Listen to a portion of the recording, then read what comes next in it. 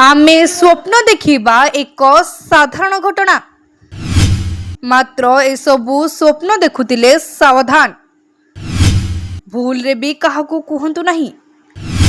एसबू स्वप्न बेले बेले भल प्रभाव होई थाए, सही परी बेले बेले खराब प्रभाव मध्य पड़ी थाए।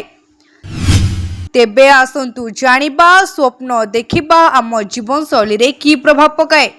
स्वप्न शास्त्र हेउछि एक प्राचीन विज्ञान जो शोइबा समय देखा जाउथुबा स्वप्नर गुरुत्व और महत्व विषय वर्णना करा जायछि। विश्वास करा जाए जे जेकोनोसी भी स्वप्न बिना कारण रे आसे नहीं, बरम एହାର शुभ अशुभ प्रभाव जीवन उपरे निश्चय पड़ी थाए।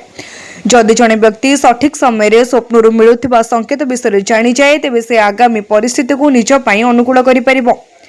यह व्यतीत स्वप्नशास्त्र रे स्वप्न सह जड़ित विभिन्न नियम विषय मध्य कह जायछि जार पालन करने शुभ बोली माना जाए।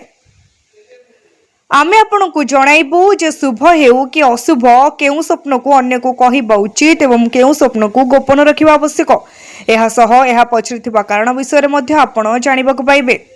स्वप्न शास्त्र अनुसार शुभ एवं भल स्वप्न विषय कदापि काहाकू कहबा उचित नुहे, एपरिकी एहाकू निजर अति निकटतर व्यक्ति वा परिवार लोकंक सह मध्य शेयर करिबारु बंचिबा उचित।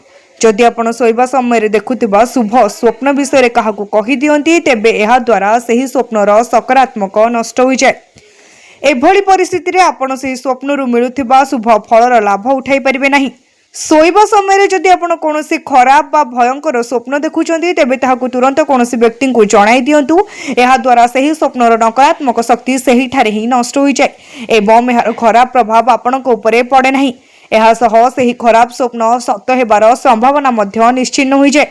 एहा व्यतीत खराब स्वप्न अन्य को कहिबा द्वारा मनरु भय चिंता और मानसिक चाप कम होई थाए एवं सही स्वप्न सत्य हेबार भय बारंबार मन को आसे नाही। स्वप्न शास्त्र अनुसार भोर बा सकाळ 3टा रु 5टा मध्य देखा जाइतबा स्वप्न सत्य हेबार संभावना सबुठारु अधिक थाए। विश्वास करा जाए जे ब्रह्म मुहूर्त रे एही समय देखा जाइतबा स्वप्न साधारणतः 1 वर्ष मध्य सत्य होई थाए। ब्यूरो रिपोर्ट तीर्थक्षेत्र लाइव।